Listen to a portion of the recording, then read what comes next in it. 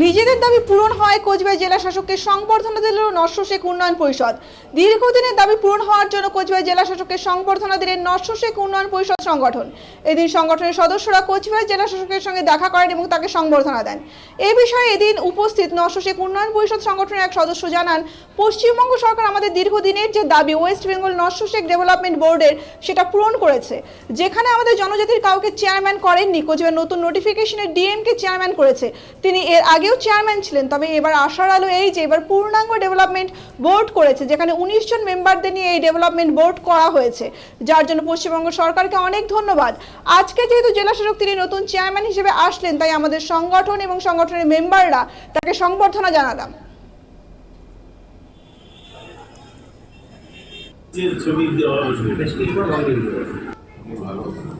Sir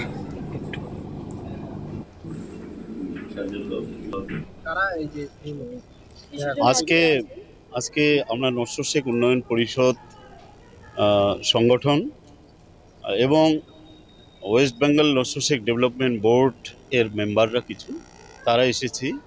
আমাদের একটা খুশির সংবাদ, সেটা হলো পশ্চিমবঙ্গ সরকার আমাদের দীর্ঘদিনের যে দাবি নস্য শেখ ডেভেলপমেন্ট বোর্ড এর দাবি ছিল, সেটা পূর্ণাঙ্গ করে দিয়েছেন। আমাদের জনজাতির কাউকে চেয়ারম্যান করেননি। কোচবিহার ডিএমকে তিনি আগেও চেয়ারম্যান ছিলেন, আবার নতুন নোটিফিকেশনে তাকেই চেয়ারম্যান করে আবার বোর্ড ঘোষণা হয়েছে। তবে এবার আশার আলো এই যে পূর্ণাঙ্গ ডেভেলপমেন্ট বোর্ড দিয়েছেন।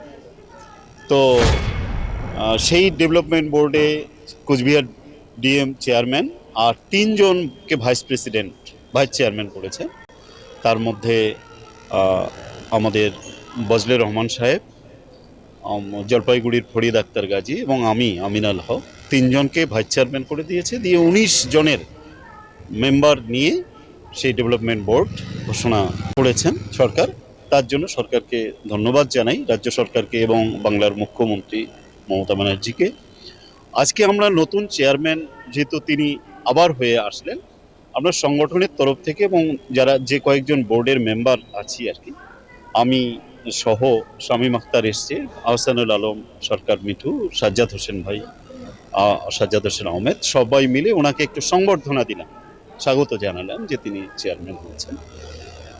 এখন কিছু আলোচনা হলো সে ব্যাপারে, যে আগামী 4 তারিখে তিনি মিটিং ডাকবেন, 4 সেপ্টেম্বর মিটিং ডাকবেন, ফিজিক্যাল মিটিং হবে, নতুন ডেভেলপমেন্ট বোর্ডের সব মেম্বাররা আসবে। সেদিন কিছু কাজের কর্মের আমরা পরিকল্পনা করব, আপনারা সেটা জানতে পারেন।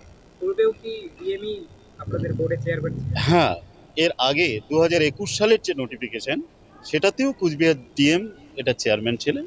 তো তখন মেম্বার আমাদের জনজাতির মাত্র 7 জন ছিল, কিন্তু এখন সেখানে 16 জন মেম্বার নিয়েছেন, আর 3 জন সরকারি আধিকারিক, DM, BCW officer, cultural director, সব মিলে 19 জনের বোর্ড হয়েছে, 19 জন মেম্বার বিশিষ্ট। আমি আমিনাল হক, নস্য শেখ উন্নয়ন পরিষদের সেন্ট্রাল কমিটির সম্পাদক এবং বর্তমান যে নতুন ডেভেলপমেন্ট বোর্ড ঘোষণা হয়েছে তার ভাইস চেয়ারম্যান।